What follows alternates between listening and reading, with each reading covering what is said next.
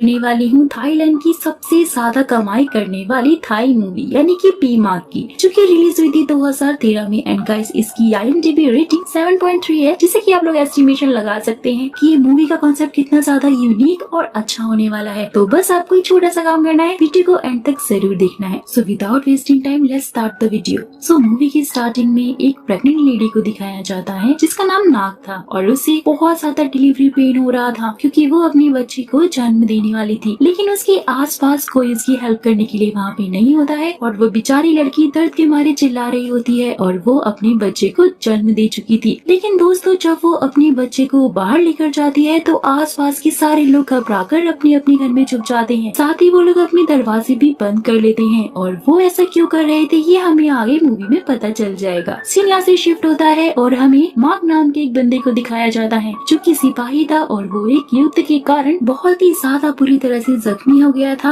और उसे बहुत सी गोलियां लगी थी। उसके जिंदा बचने की उम्मीद बहुत ही ज्यादा कम थी और इसलिए उसे मेडिकल कैंप में भेजा गया था। दोस्तों, माँ कोई और नहीं बल्कि उसी प्रेग्नेंट लेडी यानी कि नाग का हस्बैंड था। जहाँ मेडिकल कैंप में माँ के साथ और भी घायल साथी थी और उनकी वहाँ पे माँ से बहुत अच्छी दोस्ती हो जाती है क्योंकि युद्ध के समय में माँ ने उनकी काफी ज्यादा मदद की थी। माँ अपने दोस्तों को अपने घर ले जाने के लिए इंसिस्ट करने लग जाता है और जहाँ वो लोग मान जाते हैं और फिर मार्क जब अपने घर जाने लग जाता है तो वो बहुत ही ज्यादा हैरान हो जाता है क्योंकि वहाँ पे उसके घर में कोई भी नहीं था, पूरा घर खाली पड़ा था, इवन बच्चे का झूला भी खाली था। फिर अचानक से कोई मार्क के पीछे आ जाता है जो कि कोई और नहीं बल्कि उसकी वाइफ थी यानी कि नाग थी। जहाँ वो एक दूसरे को देखकर काफी ज्यादा इमोशनल हो जाते हैं क्योंकि मार्क के बचने की उम्मीद काफी कम थी बट स्टिल वो जिंदा था। फिर नाग मार्क से कहती है कि मैंने हमारे बच्चे का नाम टैंग रखा है जो कि तुम्हें बहुत ज्यादा पसंद है। और वो दोनों बहुत ही ज्यादा खुश हो जाते हैं। लेकिन मार्क के दोस्त कहते हैं ये नाम तो बहुत ही ज्यादा फनी है क्योंकि उसके दोस्त काफी ज्यादा बेवकूफ थे और वो बहुत ही उटपटांग बातें करने लग जाते हैं। वहीं मार्क के एक दोस्त यानी कि टैंग की उसकी वाइफ पे काफी बुरी नजर थी और मार्क अपने दोस्तों के साथ में मार्केट में जाता है जहाँ बाकी लोग उन्हें अजीब तरह से देख रहे होते हैं, बहुत घूर रहे होते हैं। मार्क और उसके दोस्त को ये सब काफी अजीब लगता है और फिर वो एक शॉप में कुछ सामान खरीदने के लिए जाते हैं जहाँ उस शॉप की ओनर उन्हें कहती है कि तुम्हें पता नहीं है कि तुम किसके साथ में रह रहे हो, वो एक घोस्ट है यानी कि एक भूत है। यकीन नहीं होता तो अपने पैरों के बीच में से उसे देखना। लेकिन इतने में ही उस शॉप ओनर का बेटा आकर उसे रोक लेता है। माँ के दोस्त उसकी इस बात पर यकीन करने की बजाय उसका मजाक बनाने लग जाते हैं। फिर जब माँ और उसके दोस्त घर का काम कर रहे होते हैं तो माँ के दोस्त को एक लाश दिखाई देती है जिसके हाथ में ठीक वैसी ही रिंग थी जो कि नाग ने पहनी हुई थी। ये सब कुछ देखकर वो बहुत ही ज्यादा घबरा जाते हैं और भागकर अपने दोस्तों को ये सारी बातें बताने के लिए जाते हैं। लेकिन मधुमक्खी के छत्ते के कारण वो कुछ भी उन्हें ठीक से नहीं बता पाता है। फिर वो उन्हें लिखकर बताने की कोशिश कर रहा होता है कि नाग एक भूत है और वो अपना सामान बांधकर वहाँ से भागने की तैयारी करने लग जाते हैं। लेकिन फिर वो अपने दोस्त यानी कि मार्क के बारे में सोचते हैं और ये कहते हैं कि वो इस तरह से अपने दोस्त को यहाँ पर ऐसे मरने के लिए नहीं छोड़ सकते हैं। फिर वो रात के टाइम पे माँ के पास में जाते हैं और उसे अपने साथ में ले जाने के लिए कोशिश करने लगते हैं। लेकिन तभी रास्ते में ए और पॉल के पास उस शॉप ओनर का लड़का आकर उन्हें फ्यूनरल रस्म करने के लिए मदद मांगने लग जाता है। तो वो लोग पूछते हैं कि किसका फ्यूनरल है, तो वो उसे बताते हैं कि मेरी मदद का फ्यूनरल है और उसे नाग ने ही मारा है क्योंकि उन्होंने तुम्हें नाग के बारे में सब सच्चाई बता दी थी। वो लोग ये सारी बातें माँ को बताने ही वाले थे, लेकिन गाइस तभी नाग उन्हें देख लेती है और वो लोग माँ को कुछ भी नहीं बता पाते हैं। वो लोग वहाँ से भागने ही वाले थे कि तभी माँ को उन्हें कहता है कि नाग ने बहुत ही अच्छा डिनर बनाया है, हम सबको मिलकर वहाँ पे डिनर करना चाहिए। जहाँ उन्हें ना चाहते हुए भी अपनी दोस्त की बात को मानना पड़ता है और वो लोग डिनर के लिए पहुँच जाते हैं जहाँ डिनर में जिंदा कीड़े, वॉर्म्स और सूखे पत्ते यानी कि ड्राई लीव्स होते हैं। लेकिन माँ को ये सब कुछ नहीं दिख रहा था और उसके दोस्त ये सब देख पा रहे थे और माँ को उन्हें कहता है कि मेरी वाइफ ने बहुत ही अच्छा खाना बनाया है और तुम लोग पेट भर के खाना। जहाँ नाग भी उन्हें खड़ी खड़ी देख रही होती है और उन लोगों को मजबूरन ये सारा खाना खाना पड़ता है। ये बहुत ही फनी सीन था लिटरली गाइस। वहाँ वो लोग थोड़ा सा खाना खाते हैं और वहाँ से भाग जाते हैं। फिर माँ अपने दोस्तों को अचानक से वहाँ जाते हुए देखकर हैरान हो जाता है और फिर वो उनसे मिलने के लिए जाता है जहाँ उसके दोस्तों से सारी बातें बता देते हैं कि किस तरह से नाग ने उस शॉप ओनर को मार दिया है। एंड गाइस यहाँ पे ये रिवील होता है कि जब मार्क वॉर में गया हुआ था तो शॉप ओनर के बेटे ने नाग के साथ में बदतमीजी करने की कोशिश की थी पर नाग ने उसे वहाँ से भगा दिया और यही कारण था उसने बदला लेने के लिए ये सब कुछ किया था। लेकिन माँ के दोस्तों को उसकी बातों पे यकीन ही नहीं हो रहा था। मार्क उनसे नाराज होकर वापस नाक के पास अपने घर जाने लग जाता है, जहाँ नाक उसे देखकर थोड़ा हैरान होती है क्योंकि उसकी हालत थोड़ी सी खराब होती है और उसके कपड़ों में बहुत सारी मिट्टी लगी हुई थी। जहाँ नाक उसे पूछती कि तुम्हें क्या हुआ, और वो जवाब में कहता है कि ये सब छोड़ो, और वो बहुत ही ज्यादा इमोशनल होकर नाक से कहता है कि तुम बहुत सुंदर हो, मेरी किस्मत बहुत अच्छी है कि मुझे तुम जैसी लड़की मिली। उसी रात वो दोनों मेले में जाते हैं, जहाँ नाक ने एक मास्क लगाया हुआ था ताकि कोई भी उसे पहचान न सके, वरना वो लोग नाक से डरकर भाग जाएंगे। जहाँ मार्क एक गेम खेल रहा होता है जिसका इनाम जीतकर वो अपने बेटे टैंक को देने ही वाला था, और इसलिए नाक उसे अपनी सुपर नेचुरल पावर की मदद से गेम को जिता देती है और वो गिफ्ट टॉय अपना बेटे को यानी कि टैंक को दे देता है। फिर वो लोग एक ऊंचे से झूले पे जाने लग जाते हैं, जहाँ पर वो बहुत ज्यादा इमोशनल हो जाते हैं, जहाँ का इस बहुत ही प्यारा सा मोमेंट बन जाता है और नाक बहुत ज्यादा इमोशनल होकर उसे पूछती है, अगर मैं मर जाऊँ तब तुम क्या करोगे। जहाँ मार्क उसे कहता है कि ऐसा मत बोलो, क्योंकि अगर मौत होगी भी तो तुमसे पहले मेरी होगी, क्योंकि मैं तुम्हारे बिना जीने का तो कभी सोच ही नहीं सकता हूँ, और तुम्हारे बिना मैं तो मर ही जाऊंगा, और अगर मैं मर भी गया तो तुम्हें नया पार्टनर मिल ही जाएगा, क्योंकि तुम बहुत ही ज्यादा सुंदर हो मेरी प्यारी नाक। और वहीं दूसरी तरफ मार्क के दोस्त उसे किडनैप करने की प्लानिंग कर रहे होते हैं ताकि वो नाक के भूत से उसे बचा सके। और फिर मार्क उन्हें समझाता है कि जैसा तुम लोग सोच रहे हो ऐसा कुछ भी नहीं है, नाक की घोस्ट नहीं है, वो मेरी वाइफ है और मैं उससे बहुत प्यार करता हूँ और वो भी मुझसे बहुत प्यार करती है। मैंने अपने पैर बैंड करके उसे नीचे से देखा था और मुझे नाक में कोई भी भूत नजर नहीं आया। जहाँ मार्क का एक दोस्त जिसका नाम टेर है वो कहता है कि हो सकता है कि जैसा हम लोग सोच रहे हैं असलियत उससे बिल्कुल ही अलग हो। याद करो वॉर में मार्क को कितनी सारी गोलियां लगी थी, लेकिन फिर भी वो जिंदा कैसे बच गया। और जो रिंग हमने उस लाश के पास देखी थी वो एक वेडिंग रिंग थी, और ऐसा भी हो सकता है कि वही सेम रिंग मार्क और नाक दोनों के पास हो। एंड गाइस फिर यहाँ पे ये रिवील होता है कि भूत नाक की नहीं बल्कि उसका हस्बैंड मार्क एक भूत है, और फिर उसके दोस्त मार्क से ही डरकर यहाँ वहाँ भागने लग जाते हैं। सो अब वो लोग अपने साथ में नाक और उसके बेटे टैंक को लेकर जाने लग जाते हैं, क्योंकि वो लोग समझ रहे थे कि अब मार्क भूत है। और वहीं दूसरी तरफ मार्क का एक दोस्त जिसका नाम पॉक था वो अंदर ही अंदर बहुत ज्यादा खुश हो रहा था, क्योंकि अब उसे लग रहा था कि मार्क तो घोस्ट है, सो अब वो नाक के साथ में रिलेशनशिप में आ सकता है और उसके साथ में रिलेशन बना सकता है। और वो लोग नाव से जा रहे थे पर नाव का वजन ज्यादा हो गया था, तो इसलिए वो सारा बेकार का सामान निकाल कर यहाँ वहाँ फेंकने का डिसाइड करने लग जाते हैं। जहाँ वो लोग दोनों पेडल और खाने का सामान पानी में फेंक देते हैं, जहाँ पॉक नाक के बच्चे टैंक को फेंकने की बात करता है और नाक उसे बहुत ज्यादा गुस्से से दिखने लग जाती है। कि तभी मार्क भी वहाँ पर आ जाता है और उन्हें समझाने की कोशिश करता है कि वो कोई भूत नहीं है, और वो सोचने लग जाते हैं कि आखिर घोस्ट है कौन। कि तभी अचानक से मार्क के दोस्त को उस शॉपकीपर की बात याद आने लग जाती है और वो अपने दोनों पैरों को बैंड करके उसके नीचे से देखता है, क्योंकि दोस्तों थाई लोगों की प्रथा के अनुसार अगर हम अपने दोनों पैरों को बैंड करके उसके नीचे से देखते हैं तो हमें रियल का भूत कौन है ये पता चल जाता है। जहाँ पर फाइनली मूवी का प्लॉट रिवील हो जाता है और हमें ये पता चलता है कि नाग ही असली घोस्ट है। जिसके बाद वो सब लोग एक बुद्धिस्ट टेम्पल में जाने लग जाते हैं, जहाँ कुछ मॉन्क उन्हें रस्सी की मदद से उस भूत से सुरक्षित करने की कोशिश करने लग जाते हैं। लेकिन तभी वहाँ पर नाग पहुँच जाती है, घोस्ट वाले रूप में वहाँ पर सबके सामने आ जाती है। जहाँ नाग उन्हें डराने की बहुत ज्यादा कोशिश करती है और वहाँ वो सब लोग मॉन्क के स्पेल वाले धागे में बंधे हुए थे। जहाँ मार्क बहुत कोशिश करता है कि वो नाग के पास जाए, पर उसके दोस्त उसे वहाँ जाने से रोक रहे होते हैं। फिर तभी अचानक से नाग सबके सामने अपनी पावर की मदद से उल्टा लटक जाती है, जिससे कि वो सब लोग काफी ज्यादा घबरा जाते हैं और नाग बहुत गुस्से में होती है। वो सबसे कहती है कि तुम लोग मेरे और मार्क के बीच में क्यों आ रहे हो। जहाँ मार्क का दोस्त कहता है कि तुम हमें परेशान क्यों कर रही हो, तुम हमारे दोस्त मार्क का पीछा क्यों नहीं छोड़ती हो, तुम उसे वैसे ही मार दोगी जैसे कि तुमने शॉपकीपर को मारा था। जहाँ नाग कहती है कि मैंने उसे नहीं मारा था, वो खुद ही पानी में गिरकर मर गई थी। जहाँ मार्क के दोस्त कहते हैं कि तुम एक भूतनी हो और तुम्हारा यहाँ पर कोई काम नहीं है, तुम यहाँ से चली जाओ क्योंकि तुम हमारी दुनिया में नहीं रह सकती हो। और ये सब सुनकर वो बहुत ज्यादा इमोशनल हो जाती है और रोने लग जाती है। वो कहती है कि मैं बस मार्क के साथ में थोड़ा सा समय बिताना चाहती थी क्योंकि मैं उसे बहुत प्यार करती हूँ। और ये सब सुनकर मार्क को भी वहाँ पर रोना आ जाता है। नाग अपने हाथ लंबे करके दूर से ही उसकी आंसू पोंछती है, जो कि गाइस लिटरली बहुत ही ज्यादा इमोशनल सीन होता है ये। जहाँ नाग मार्क से माफी मांगते हुए कहती है कि तुम मुझे माफ कर दो, मैं तो टैंक को जन्म देने के बाद ही मर गई थी, पर मैं तुमसे बहुत प्यार करती हूँ और बस तुम्हारे साथ में रहना चाहती थी, मेरा और कोई भी बुरा इरादा नहीं था। जहाँ वो कहती है कि तुम्हें याद ही होगा कि तुमने मेले में मुझे क्या कहा था। साथ ही वो उसे ये भी कहती है कि तुम मुझसे वादा करो कि मेरे जाने के बाद तुम कभी सुसाइड नहीं करोगे और